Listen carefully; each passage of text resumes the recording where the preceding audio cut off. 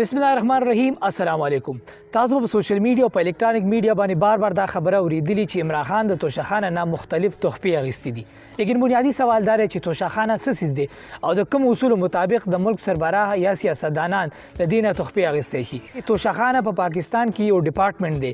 دا ډپارټمنټ کله چې د پاکستان سربراهان د ملک نه بهر لاړ شي په دورو باندې او بیرونی ممالکو سربراه د طرف نه یا نور خلکو د طرف نه چې د پاکستان دي سربراهانو ته کاغه فوجي افسران دي کاغه سیاستدانان دي یا په نور اهم عہدو باندې دي هغه د چې کومې تحفې ملاو شي نو دغه تحفې چې کوم دي بیا توشخانه ته ځي. یعنې توشخانه یو داسې ډپارټمنټ دی چې په دغه کې دغه تحفې هودلی کېږي د یادګار په طور باندې. خو سوال دا دی که چېرې دغه تحفې یو سیاستدان یا یو سربراه د ځان سره ایښودل غواړي هغه اخیستل شي نو د کوم اصولو مطابق اخیستل شي. د دې څلور پنځه بنیادي اصول دي. نمبر فرست، کله چې یو سربراه ته یو تحفه د بهر ملک د طرف نه میلاو شي نو د هغه تحفې رقم ته به کتلی کېږي. که چېرې د هغې رقم د 30,000 نه زیات نو هغې به باقاعده اصولو مطابق بیا ادایګي کېږي او د ادایګۍ نه مطابق به هغه سربراه هغه تحفه اخلي.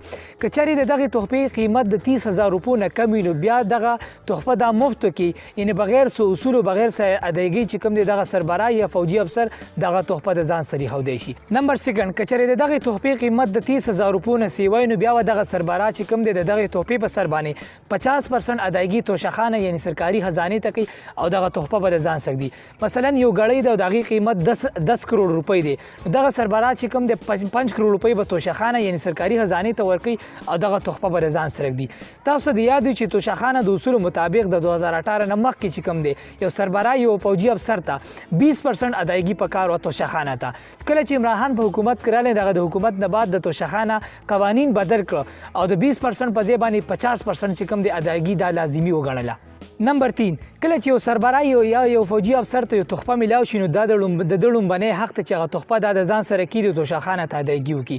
که چېرې هغه سربراه چې کوم دی هغه تحفه د ځان سره نه ږدي نو بیا به د دې چې کوم دی نیلامي کېږي. نیلامي به د دې صورت کې کېږي چې سرکاري څومره افسران دي یا فوجي افسران دي دغه تحفه به د هغوی مخې ته ایښودلی کېږي او د تحفې حقداران اخیستلو حقداران لاول هغه دي. که چېرې دغه فوجي افسران یا سرکاري افسران دغه تحفه نه اخلي نو د هغې نه بعد به په اخره کې دغه تحفه عام عوام ته ایښودلی کېږي او هغې تحفې چې کوم دی حقدار هغوی دي. نمبر 4، ټولو نه هم سوال دا دی چې یو تحفې قیمت په څوک مقرروي.